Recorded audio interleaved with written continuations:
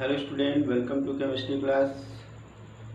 In today chemistry class, in chapter surface chemistry, we will continue preparation of colloids or colloidal solution. Okay. In yesterday class, we completed classification of colloidal solution. Okay. Now and also I have told you that there are two methods of the preparation of colloids. One is the dispersion method, in which one is mechanical method, second one is the electrodispersion, and third one is the peptidization. This come under the dispersion method. Another second method is condensation method. We will see that double decomposition, then hydrolysis, oxidation, reduction, change in solvent by changing solvent, by excessive cooling, by electrode reduction. These are the methods of condensation through which we prepare the colloidal solution. तो student हमने कल बताया था दो तरीके हैं, एक तो डिस्पर्शन मीडियम, दूसरा condensation dispersion method and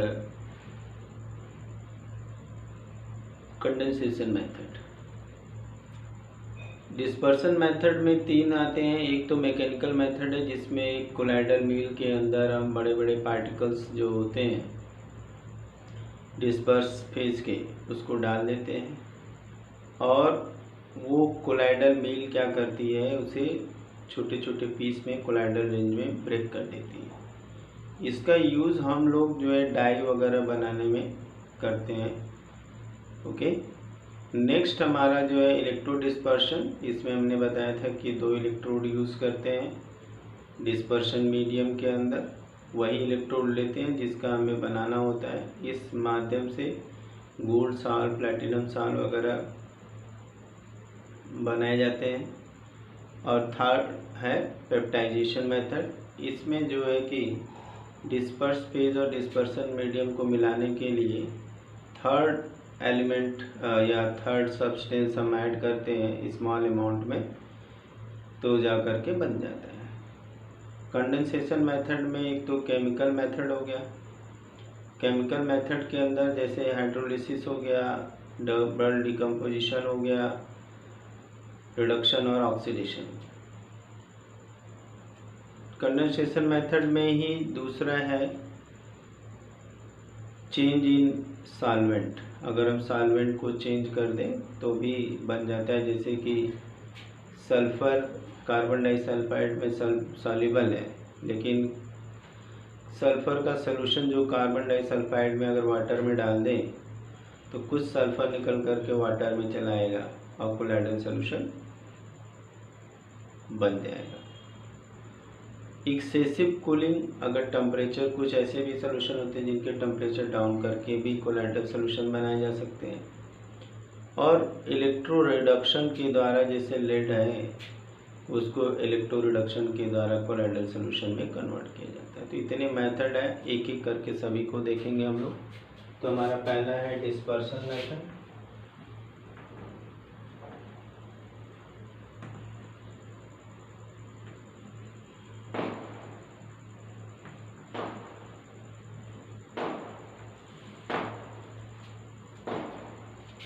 In this method,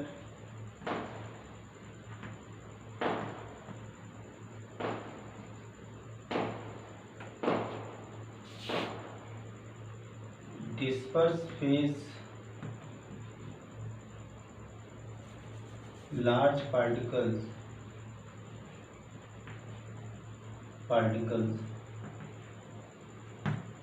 of disperse phase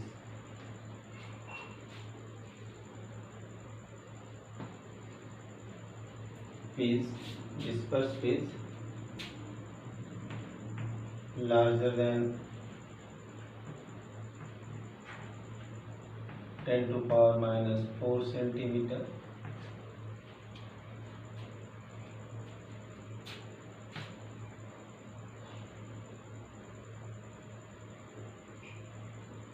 are converted into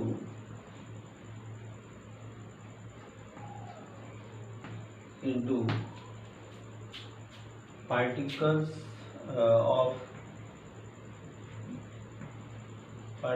of colloidal range,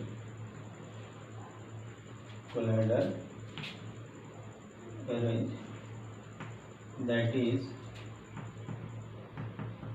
between 10 to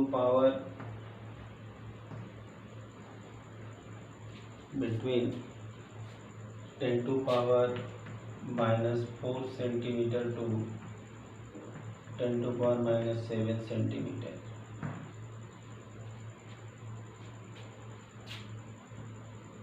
For this process,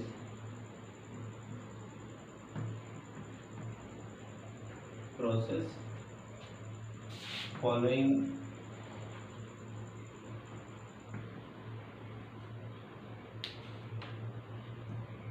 methods are used.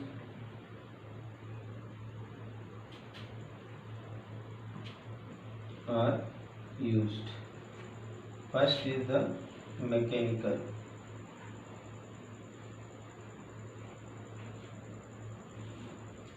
method.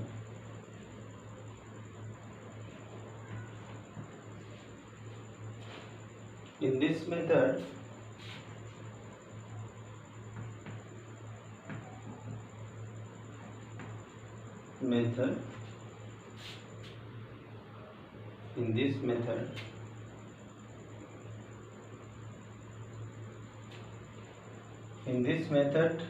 a colloidal mill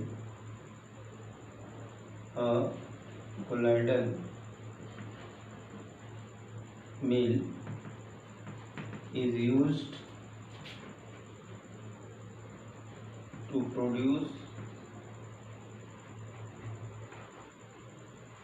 or to convert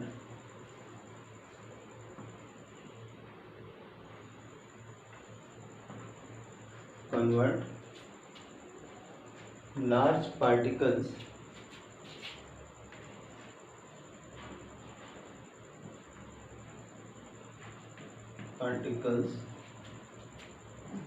in colloidal range.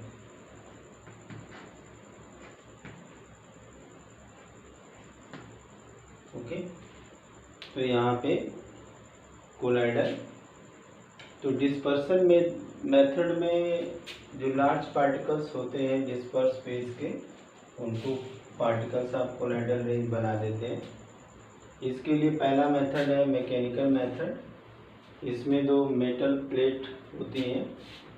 Metal plate एक दूसरे से colloidal range में की size में particle को बनाने के लिए यूज़ की जाती हैं। ये बेल्ट लगा होता है इसके ऊपर, ये रोटेट होती रहती हैं और पार्टिकल्स नीचे की ओर गिरते रहते हैं। ठीक है, जैसे फ्लोर मिल्स होते हैं उसी तरह से यहाँ पे मैकेनिकल मेथड यूज़ किया जाता है। इस मेथड के थ्रू क्या बनाया जाता है? इस मेथड के थ्रू डाई बनाए जाते हैं, पेंट बनाए जाते हैं।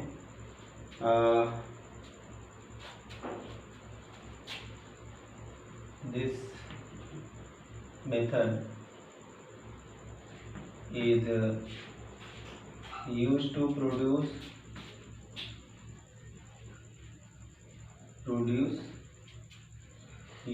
produce dye stuff, painting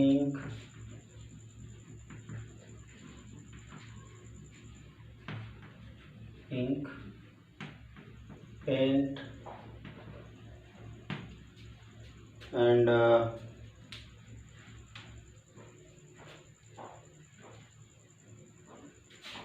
varnish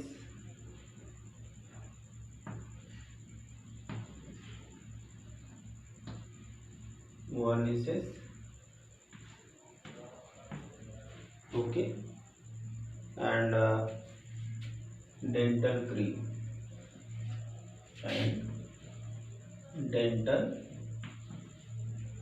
cream. तो इस मैकेनिकल मेथड से पार्टिकल्स को कोलाइडल रेंज में बस तोड़ करके डिस्पर्सन मीडियम में ऐड कर देते हैं।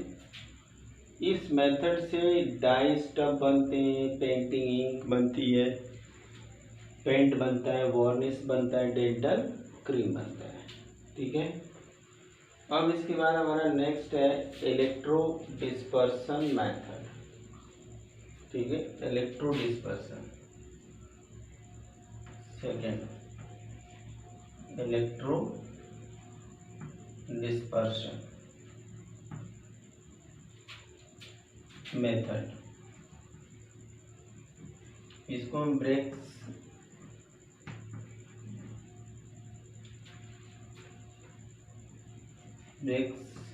मेथड भी कहते हैं।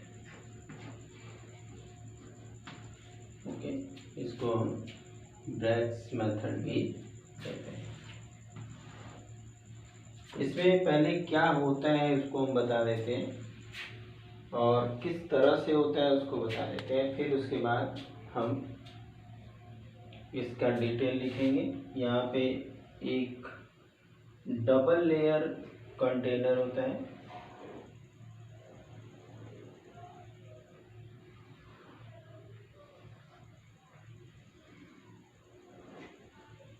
इसके बीच में आइस भरी होती है,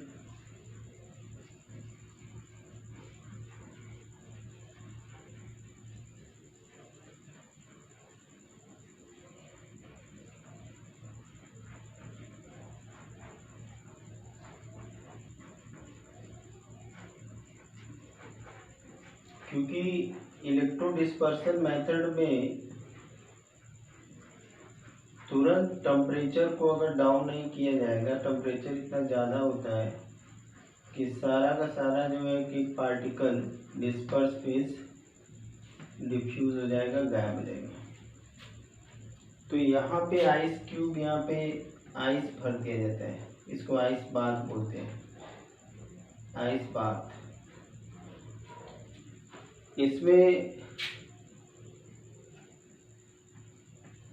इसमें जो है दो रॉड हम लेते हैं, जिसका भी हमें सॉल्व बनाना है, जिस भी मेटल का हमें सॉल्व बनाना है उस मेटल की रॉड ले लेते हैं और एक कैथोड और एक एनोड बना देते हैं। सपोज ये एनोड है, इसको कैथोड बना देते हैं। ठीक है, पॉजिटिव नेगेटिव। ठीक है, अब इसके बाद यहाँ पे हम ले लेते हैं डिस्पर्सन मीडियम। क्या लेते हैं? Dispersion medium.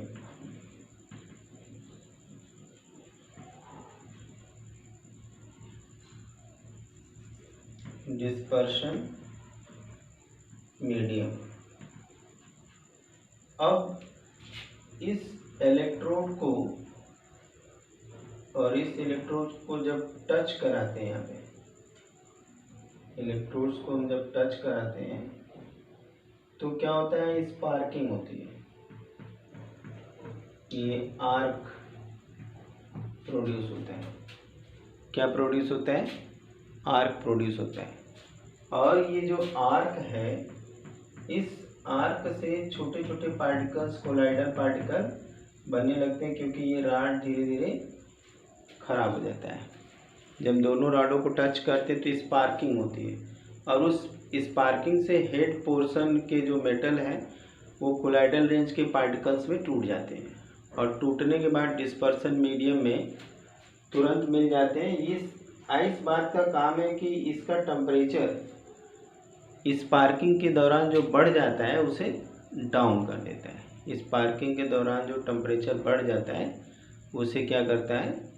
डाउन कर देता है। ठीक है, तो ये हमारा ब्रैक्स मेथड है। इस ब्रैक्स मेथड में एक ऐसा कंटेनर लेते हैं जिसमें डबल लेयर होता है, दोनों लेयर के बीच में आइस बना भर देते हैं, जिसको इससे आइस बाथ बन जाता है। और जिस भी मेटल रॉड का हमें कोलाइडल सॉल्यूशन बनाना होता है, सूटेबल डिस्पर्शन मीडियम में इसको डाल देते हैं, इलेक्ट्रिसिटी पास करते हैं, दोनों इलेक्ट्रोड को टच करते हैं।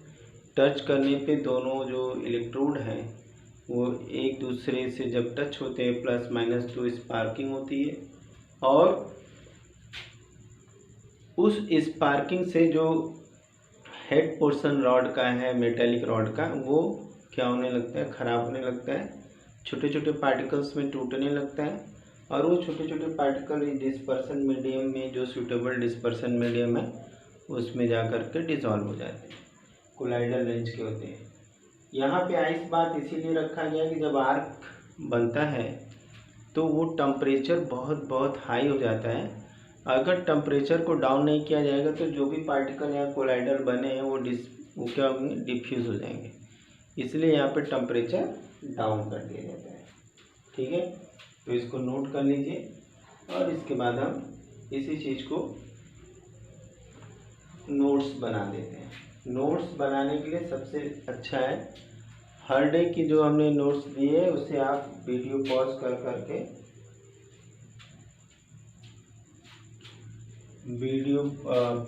करके जो है कि उसको नोट कर सकते हैं। ठीक है, in this method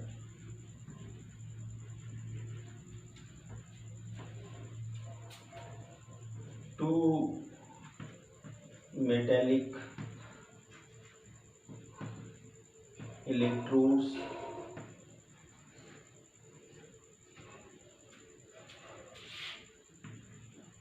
are taken, whose we have to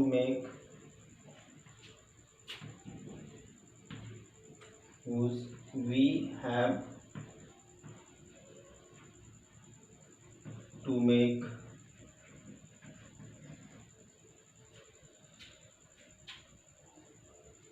colloidal salt.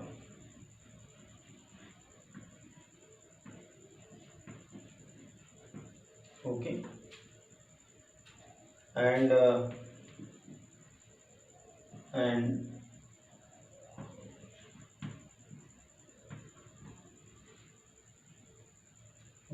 these two electrodes are dipped in a suitable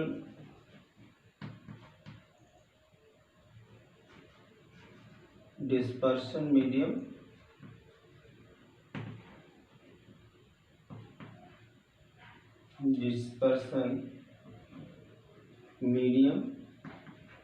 and whole system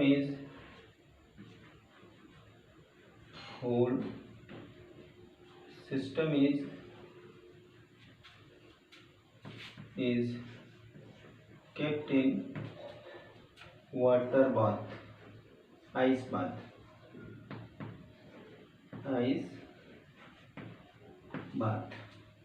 okay, पूरे सिस्टम को आइस बाथ में डाल देते हैं। ठीक है, आइस बाथ क्यों यूज़ करते हैं हमने बता ही दिया कि स्पार्किंग के दौरान जो होता है टेम्परेचर बहुत हाई होता है, तो उस हाई टेम्परेचर में सब्सटेंस वेपराइज ना होने पाए, इसलिए आइस बाथ यूज़ करते हैं ताकि तुरंत का तुरंत जो टेम्परेचर है वो डाउन हो जाए। Okay,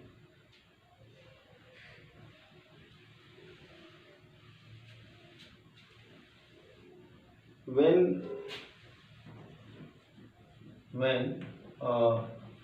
electric current is passed in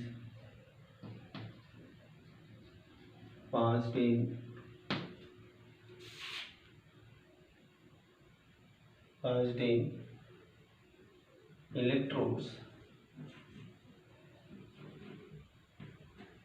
and both electrodes are touched,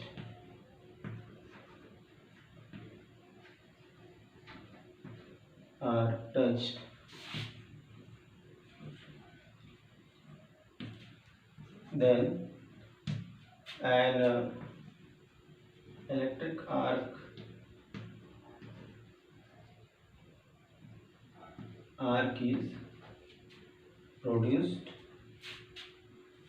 is produced,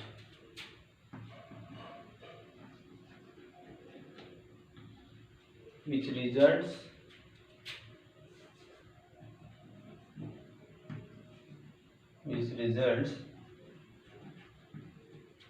dispersion of disperse phase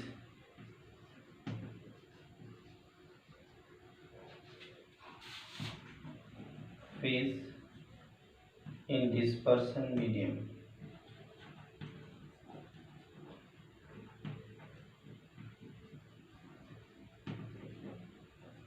okay, जब इलेक्ट्रिक आर्क पास की जाती है या इलेक्ट्रिक करंट पास की जाती है तो दोनों रॉड को जब टच करते हैं तो एक आर्क प्रोड्यूस होता है। उस आर्क प्रोडक्शन के दौरान जो पार्टिकल्स हैं मेटल के, वो डिसइंटीग्रेट होकर के सॉल्यूशन के अंदर आ जाते हैं और पूरी तरह, चूँकि कोलाइडल रेंज के होते हैं तो पूरी तरह से डिस्पर्स्ड हो जाते हैं और इस तरह से कोलाइडल सॉल्यूशन बन के तैयार हो जाता है।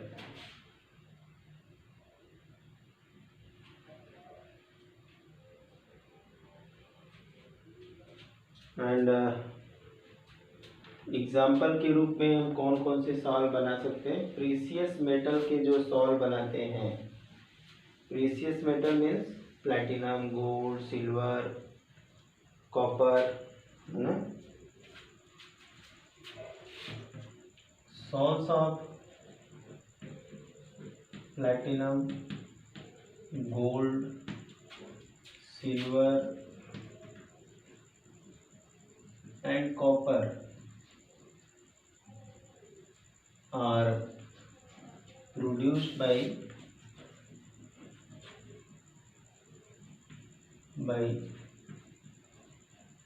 this method।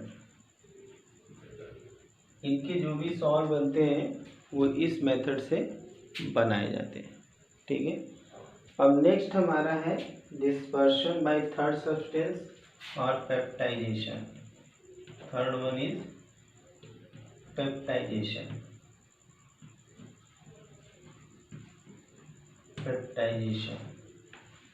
ओके, पेप्टाइजेशन क्या होता है? पेप्टाइजेशन एक ऐसा प्रोसेस है जिसमें दो ऐसे सब्सटेंस जो आपस में मिक्स नहीं हो सकते हैं, उन्हें मिक्स करने के लिए जो सब्सटेंस यूज़ करते हैं उसे हम पेप्टाइज सब्सटेंस कहते हैं, पेप्टाइजेंट कह सकते हैं, और इस प्रोसेस को पेप्टाइजेशन कहते हैं। तीसरा सब्सटेंस डालते ही डिस्पर्स फेज और डिस्पर्सन मीडियम आपस में मिल जाते हैं। Okay, when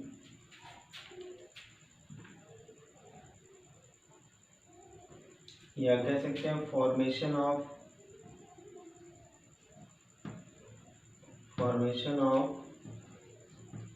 colloidal solution by adding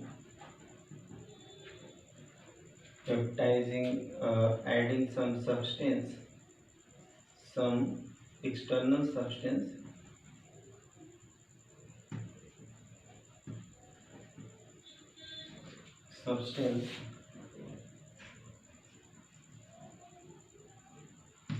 which results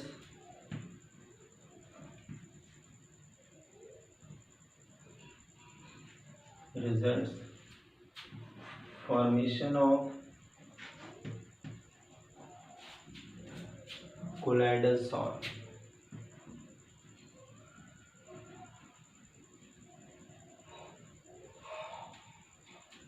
is known as इस रिजल्ट लिखने की जरूरत नहीं है.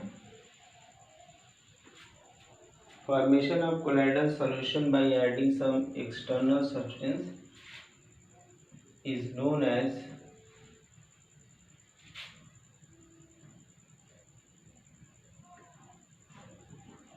peptidization.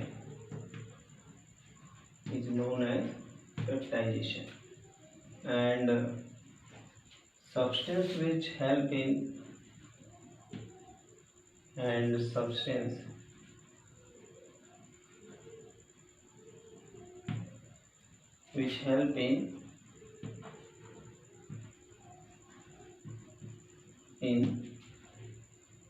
peptidization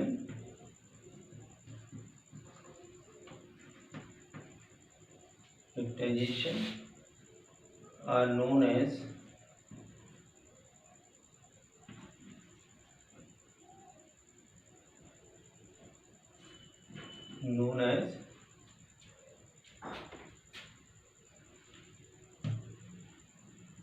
peptidizing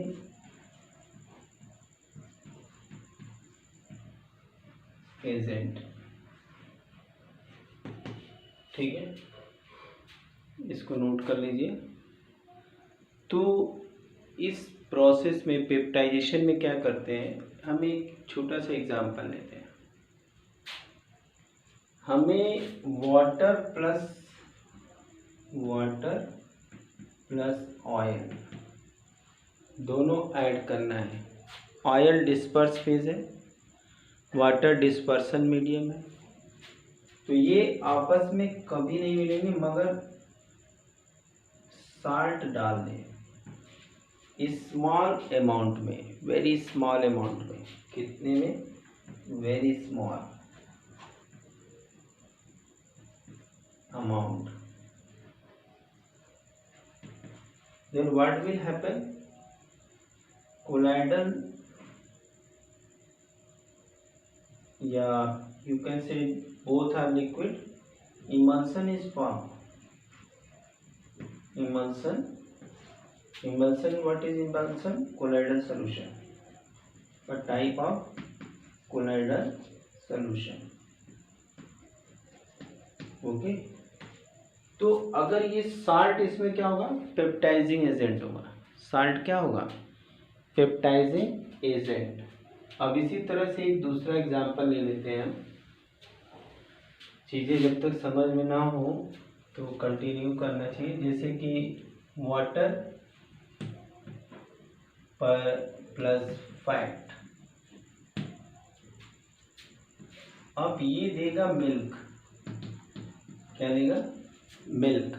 लेकिन ये मिल्क अभी हमने देखा कि वाटर और ऑयल बिना साल्ट के मिक्स नहीं हो सकते हैं, बिना साल्ट के मिक्स नहीं होते हैं.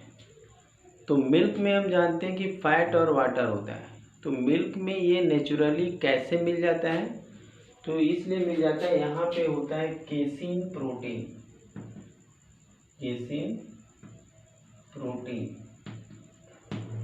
ये केसीन प्रोटीन पेप्टाइजिंग एजेंट का काम करती है. पेप्टाइजिंग एजेंट का काम करती है. ये पेप्टाइजिंग एजेंट है, का काम करती है. ठीक है. और इसके पेप्टाइजेशन से मिल्क बन जाता है. इसमें एक और सब्सटेंस मिलाते हैं जिससे कि स्टेबल मिल्क बन जाता है. वो लैक्टोज शुगर है. ठीक है. इस तरह से हमारा जो सॉल्यूशन है, colloidal solution through the peptization तैयार हो जाता है. तो एक बार फटाफट बता देते हैं कि पेप्टाइजेशन में क्या होता है. दो ऐसे सब्सटेंस जो आपस में ना मिले उन्हें आपस में मिलाना है. कुछ ऐसा एक्सटर्नल सब्सटेंस ऐड कर देते हैं, दोनों आपस में मिल जाते हैं, कोलोइडल सॉल्यूशन बन के तैयार हो जाता है. इस प्रोसेस को पेप्टाइजेशन कहते हैं. जो भी सब्सटेंस यूज़ करते हैं उसको पेप्टाइजिंग एजेंट कहते हैं। एग्जांपल हमने देखा, आयल वाटर को आपस में मिला के कोलाइडल सोल्यूशन बनाना है, मिल्की सोल्यूशन बन जाता है, जिसको हम इमल्सन भी कह सकते हैं। और इसके लिए हम साल्ट स्मॉल अमाउंट में डालते हैं, जिसे पेप्टाइजिंग एजेंट कहते हैं। ऐसे हमारा जो नेचुरल मिल्क होता है वो फैट और वाटर का मिक्सचर है, जिसके अंदर हम केसिन प्रोटीन पाई जाती है, जो कि मिल्क बनाने में मदद करती है। क्योंकि वाटर और फैट को मिलाने का काम केसिन प्रोटीन करती है, और पूरे सोल्यूशन को स्टेबलाइज करने के लिए लैक्टोज शुगर जो होती है उसको स्टेबलाइज कर देती है। तो ठीक है, कल हम लोग कंडेंसेशन मेथड डिस्कस करेंगे। अपना ध्यान